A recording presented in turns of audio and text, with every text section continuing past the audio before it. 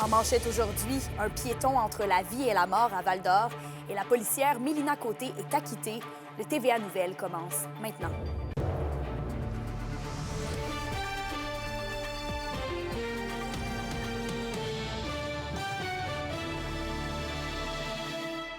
Bon mardi, c'est un plaisir de vous retrouver. On débute le bulletin du côté de Val-d'Or. Un homme dans la cinquantaine est dans un état critique après avoir été heurté jeudi dernier par un véhicule qui circulait sur la 4e rue. À ce moment-là, il était sur la chaussée et la voiture l'aurait percuté à la suite d'un virage. La Sûreté du Québec a été appelée à se rendre sur les lieux aux environs de 22 heures, après quoi l'homme a été transporté au centre hospitalier. Un policier spécialisé en enquête de collision a été dépêché sur les lieux pour faire la lumière sur les causes et circonstances de l'événement. Et toujours à Val-d'Or, mais cette fois-ci au palais de justice, Mélina Côté, la policière de la Sûreté du Québec, qui faisait face à des accusations d'agression sexuelle, a été acquittée par le tribunal. Et on se souvient que lors des audiences en janvier dernier, la poursuite et la défense avaient plaidé des versions complètement différentes. Mais ce matin, le juge Jean-Pierre Gervais a commencé en disant qu'il ne croyait pas les explications de Mme Côté, voulant qu'elle ait validé la version de la plaignante par message texte pour lui faire plaisir. Mais toutefois, un doute raisonnable persistait quant à la totalité des faits allégués à Mélina Côté. Et en ce sens, l'honorable juge Gervais a tranché en faveur de l'accusé. Et toujours du côté judiciaire, c'est le dernier droit dans le procès de Philippe Leclerc, coupable du meurtre non prémédité de son oncle René Leclerc. La trentaine de personnes rassemblées au palais de justice de Rouyn-Noranda ont eu le droit à un véritable coup de théâtre, puisque Maître Bernier, l'avocat de la Couronne, a annoncé la lecture de 37 lettres acheminées, des lettres écrites par des membres de la famille et des proches de la victime. Et malgré une objection de la défense, le juge Maxime Roy a pris la décision que la lecture de la preuve volumineuse devait être faite, et ce, devant l'accusé Philippe Leclerc. L'émotion était pesante dans la salle de cour, alors que pendant de longues heures, cousins, sœurs et amis de la victime ont pu faire entendre leur voix devant les larmes de l'audience. La lecture des lettres se poursuit cet après-midi et la sentence, elle, devrait être prononcée dans les prochaines heures. Et on poursuit avec la Sûreté du Québec qui demande l'aide du public pour retrouver Emilio Pouachiche de Val-d'Or. Le jeune homme de 16 ans a été vu pour la dernière fois mercredi dernier, le 16 avril, en soirée à Val-d'Or. Il quittait son lieu de résidence du boulevard Forêt. Emilio Pouachiche, mesure 5 pieds 10 pouces, a les cheveux et les yeux bruns et il portait un ensemble de jogging noir. Toute information pouvant permettre de le retrouver peut être communiquée confidentiellement à la Centrale de l'information criminelle de la Sûreté du Québec.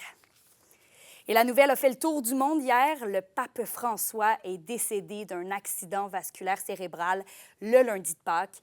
Premier souverain pontife originaire d'Amérique du Sud, François Ier a notamment démontré une volonté de réconciliation avec les peuples autochtones lors de sa visite au pays en 2022.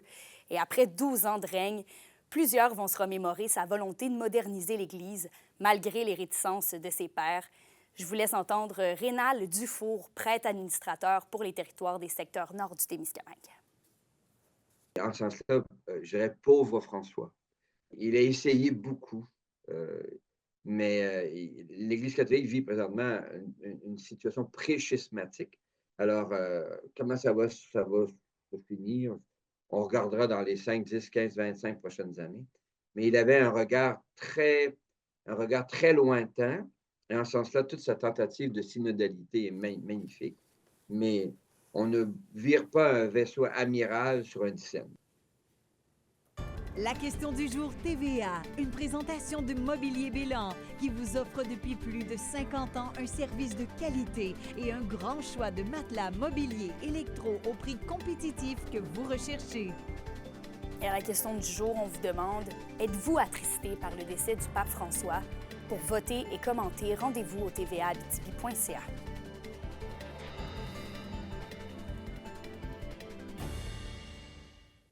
Et sur un autre sujet, les nations autochtones dénoncent devant l'ONU l'attitude des gouvernements à leur égard et réclament la mise en œuvre de la Déclaration des Nations unies sur les droits des peuples autochtones au Québec. Lucien Wabanonik, de la communauté de Lac-Simon, ainsi que Lance Heyman, chef de la communauté de Québec, font partie de la délégation présentement à New York. Et le chef Wabanonic plaide qu'il n'y ait aucune réelle écoute de la part du gouvernement du Québec à leur égard, notamment sur les enjeux d'exploitation des ressources naturelles et d'environnement. Et dans un contexte socio-économique incertain, ils jugent leur présence à l'ONU plus qu'essentielle. Au Québec, il y a quelque chose qui ne fonctionne pas, là. Il y a des mauvaises foi, manque de volonté ou courage politique, aussi simplement politique. La reconnaissance de nos droits implique plusieurs choses quand même, notamment qu'on va pouvoir influencer de façon très positive. Nous, ce qu'on pense, on veut amener des solutions constructives qui vont être bénéfiques pour tout le monde, là. Pas juste nous, les Premières Nations, mais même la société en général va en bénéficier. Nous, ce qu'on cherche à faire, c'est, protéger le plus possible ce qui reste de l'environnement, là, de qualité, là. Il en reste pas gros, là. Il faut s'en rendre compte, là. Puis c'est ce qu'on dit depuis des mois et des mois, là, même des années. Et ensuite, le gouvernement du Québec octroie plus de 80 000 $ pour la progression de l'égalité entre les femmes et les hommes dans Rouyn-Noranda, Témiscamingue, et le tout pour soutenir une initiative de l'UQAT qui vise à sensibiliser les gestionnaires aux réalités des femmes et à élaborer un modèle d'intégration adapté aux régions éloignées, mais aussi à développer des outils pour améliorer la rétention de la main-d'œuvre des femmes. C'est le député Daniel Bernard qui en a fait l'annonce au nom de la ministre responsable de la condition féminine. Pour une nouvelle importante à nous communiquer, contactez-nous, nouvelles au pluriel, @rncmedia.ca, par téléphone au 1-866-463-4636 et notre site web tvaabitibi.ca.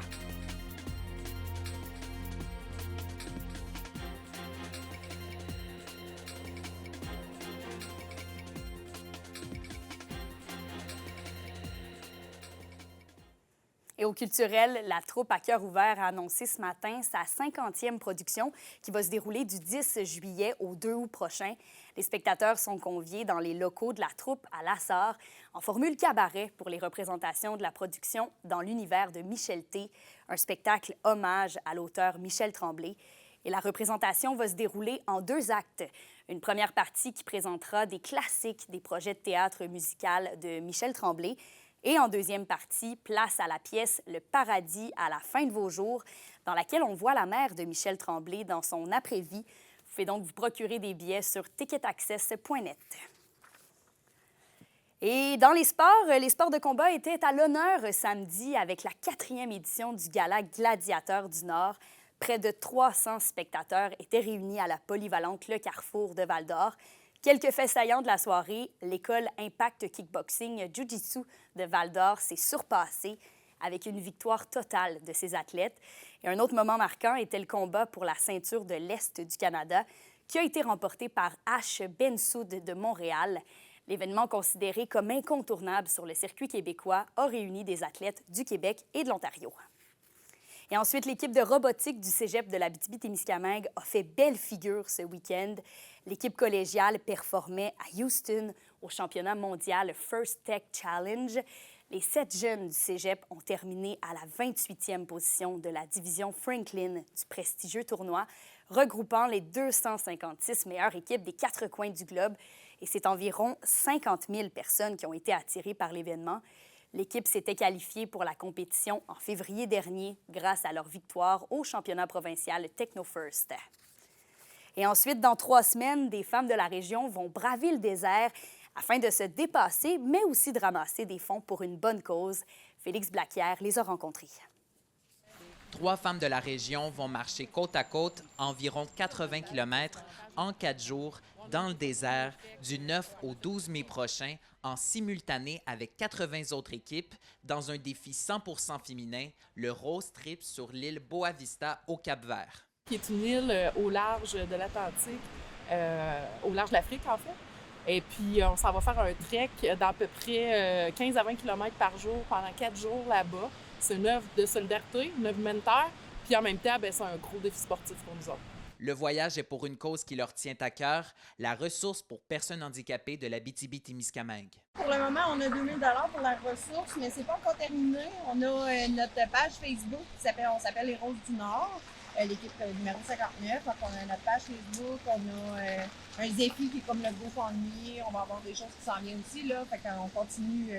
Elles se sont entraînées à manier la boussole parce que leur capacité à s'orienter va être mise à l'épreuve, mais le road trip est aussi un défi physique. Donc, on a commencé assez solidement l'été passé à faire à peu près tous les trails de l'Abitibi. On les cochait un après l'autre, donc on s'est promené beaucoup. L'hiver, c'est sûr que là, on était plus à marcher dans la neige. C'est bon aussi parce que ça ressemble un petit peu à ce qu'on va vivre avec le sable dans le désert. Au-delà de la composante physique de l'expérience, leur mental sera sollicité parce que leur séjour sera un voyage où elles seront aussi amenées à se dépasser ensemble, expliquent les aventurières. Quand on termine, puis qu'on a vraiment été jusqu'au bout, là, fait la plus belle émotion, là, en fait, c'est de dire qu'on a réussi malgré les obstacles, puis peu importe à combien on arrive, parce que c'est quand même une compétition sportive, c'est à 3 aussi, là. Geneviève Marcotte s'envole dans seulement quelques jours afin de s'imprégner de l'endroit avant l'aventure et ensuite ses 2 acolytes viendront la rejoindre pour vivre le périple auquel elles se sont préparées depuis 1 an. Félix Blaquière, RNC Nouvelles, Val-d'Or.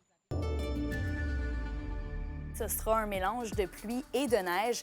Partout en région, des températures stables de près de plus 3 degrés Celsius. Et pour ce soir et cette nuit, il y aura encore quelques averses de neige, minimum de -1 plus au nord et de 0 plus au sud. Donc voilà, c'est ce qui met fin au bulletin. Et nous, on se retrouve ce soir pour d'autres informations. D'ici là, passez une belle journée.